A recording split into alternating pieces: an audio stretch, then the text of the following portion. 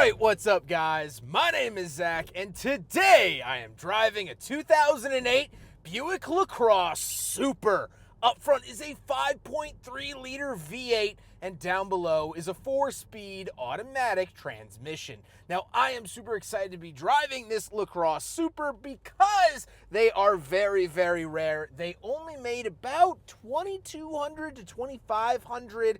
I've seen conflicting numbers, but under 2,500 of them in total. And this was kind of a swan song, not only for this generation of LaCrosse, but the crazy V8 era of GM. And so today, we're going to be taking a look at the monstrous LaCrosse Super. But if you'd like to submit your own vehicle and have it reviewed here on the channel, you can head on over to my website, zackpradel.com/submit. It's a quick and easy submission form. It takes under a minute to fill out, and I come out to you. And if you'd like to see all my videos weeks or sometimes months in advance, you can head on over to my Patreon for only $5 a month. Let's get back to that 5.3 liter V8. Woo! You didn't hear much up here. You hear a lot more out back. That is the crown jewel of the Super. So the Buick LaCrosse came with the 3.6 liter V6, blah, blah, blah, blah, blah. A very anonymous engine, a very boring engine. However, for the Super, they tossed in their V8, the 5.3 liter active fuel management V8. This is the only version of this generation LaCrosse to get a V8. Buick had mostly left V8s in the past. Of course, there were a couple vehicles here and there. There was also the Lucerne Super that also came with a North Star V8. Shout out to Steven and his example that I reviewed several years ago. But this was a very special car, and it's mainly due to that V8. It makes 300 horsepower flat, which is plenty. You know, it is truly a sleeper. It will get your goose if you get on it enough, and that is what I like to see out of a special car.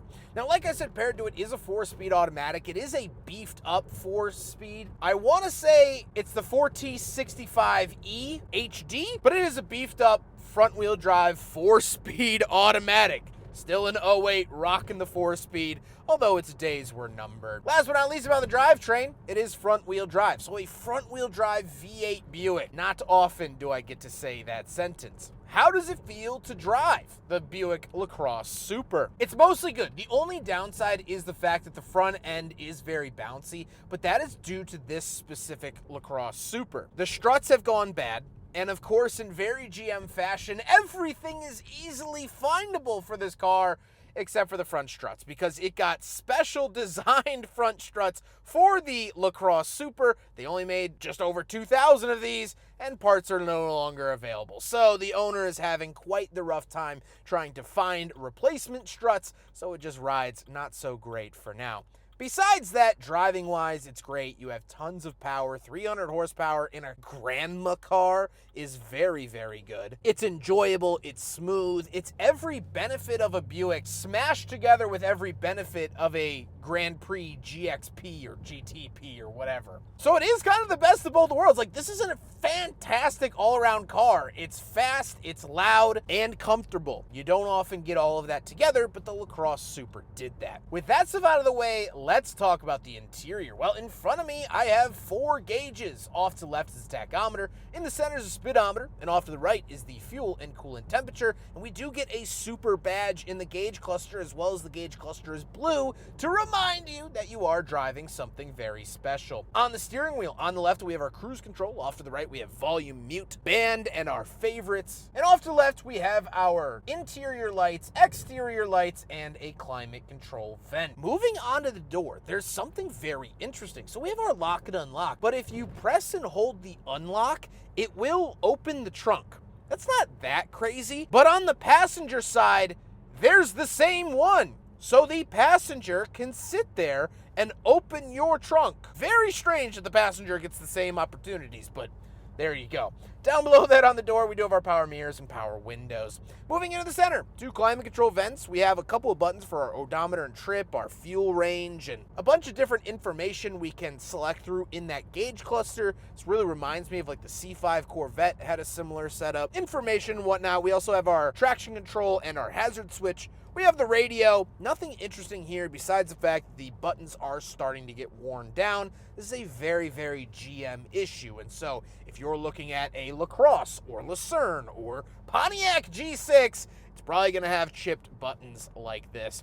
Down below that, we do get our climate controls. Dual zone climate, very nice to see. Fan speed, heated seats, which are very, very nice, especially today. It's a little bit chilly, so I'm enjoying the heated seats. And overall, all the fixings that you not only wanted in '08, but still love here in 2026. Then we do have a 12-volt outlet, a giant cubby, and our shifter powering that 4-speed automatic, as well as we have some interesting cup holders. So it's this kind of big unmarked area. However, you flip this little arm out and that actually becomes your cup holders. Now, unfortunately, the LaCrosse Super fails the big friggin' bottle test because it's either too big without the arm or too small with the arm, but a cool little contraption nevertheless. Center console, we get some coin holders, but that's pretty much it. And the seats, as I mentioned, are heated. They're very, very comfortable. Buick has always known how to do good seats, and that is very clear here in the '08 LaCrosse Super. No complaints from me or anyone else with a butt. So, love to see that they kept all of the great attributes of Buick with just giving it a little bit more spice under the hood.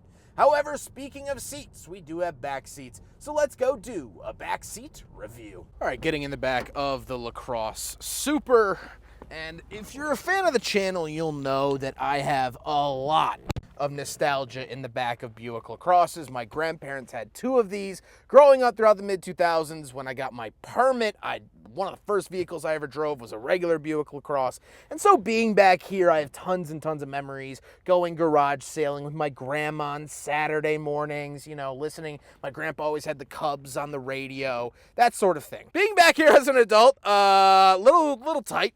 Little narrow. We do have a center console with 2 cup holders. My knees are hitting the seat in front of me, but my head's not coming close to the ceiling, which is nice. The Lucerne at the time was bigger. It was a bigger chassis vehicle, I believe. So that is going to be the more comfortable of the Supers. I know it sounds like I'm talking about the Incredibles or something, but of the Super vehicles, the Lucerne was the bigger, more comfier version. But we do have, you know, power locks and windows back here. Unfortunately, I don't get to open the trunk from the back seat. Apparently the passenger does, but I do not. And overall, it's a relatively nice place to be. But in terms of the Super, this isn't any different than any LaCrosse at all. It doesn't get special stitching back here. It doesn't get red seat belts. It doesn't get 2+2 bucket seats where a bench seat would normally be.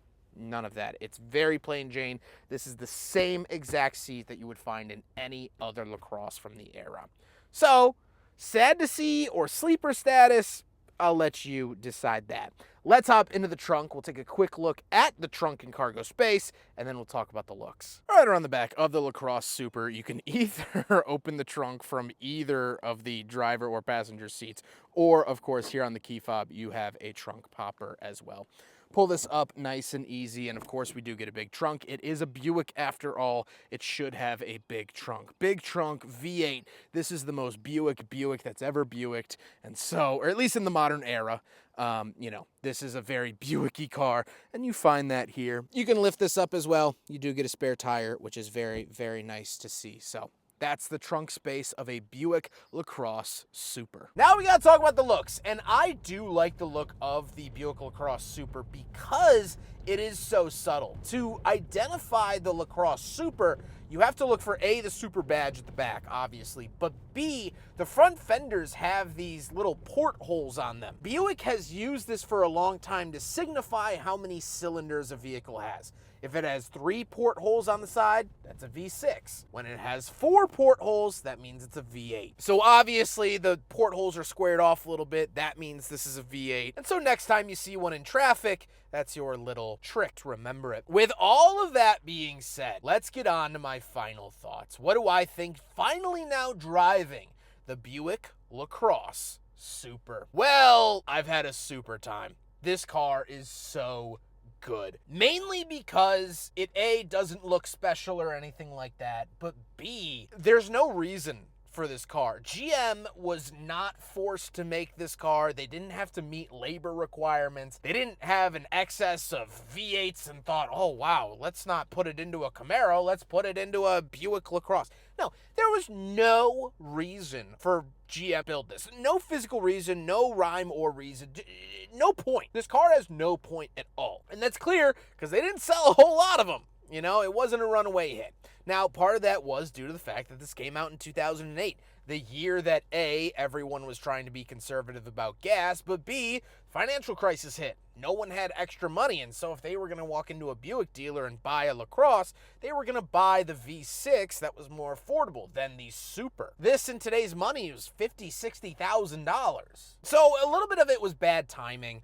But this car in general just kind of marks the end of the GM lunacy that had really started in the 90s and moved all the way up to the end of the 2000s. They were tossing V8s into random cars like this for no reason. You could option so many Pontiacs with V8s. They did a Lucerne Super with the big Cadillac North Star under the hood. They were building cars just for the fun of it. And at the time, it didn't seem like there was an end in sight, so why not? I'm actually surprised they didn't throw V8s into more random vehicles. And it's sad to see that this era is way in our rear view. It just is. GM no longer takes risks like they did with this car. GM doesn't build things for the sake of silliness like they used to. GM is so tight on what the future's going to be, and they bet on EVs, and it doesn't seem to be panning out. And sure, they have like the Lyric V, which is, you know, kind of a hopped up version of the Lyric, but since it's electric, all they really did was change the suspension and retune the motors. It wasn't this like odd hot rod ability done to it. It was done through a laptop and a USB port rather than some guys looking at a 5.3, looking at a LaCrosse and going, I bet you I could fit that thing in there. That's what this car feels like. This car has a sort of hot roddiness about it. This sort of guys up in Milford, Michigan, putting this thing together and going, if it fits, it ships. And that's what they did. The 5.3 liter fit, so they shipped it. They didn't ship a lot of them, but they shipped it. And that, to me, is so cool. There's a sort of airiness about this car. There's a sort of lightheartedness with this car. It doesn't take itself too seriously. It's super. And at the end of the day, they built a fantastic product that not many people even know about. So today, I highly recommend whatever's in your cup, you lift it up and you toast the men and women up in Michigan that made this car happen. For one reason or another, maybe we'll never know why they did it. But today, I'm very happy that they did at all. I hope you guys enjoyed the video. Huge thank you to Steve for letting me borrow his Buick LaCrosse Super. I was very excited to, I should have said super excited. I was super excited to review this. I also just got done driving his Toyota forklift. So if you want a little bit of interesting entertainment, you can head over to my channel and watch that video. Steve's been wonderful. I've reviewed probably a dozen of his cars at this point. Always down to earth, lovely. He picked this up for $1,000, and I cannot physically find a better way to spend a G than here on the Super LaCrosse. But I hope you guys enjoyed the video. Don't forget to rate the video, comment on the video, and subscribe if you really liked it. Take care, guys.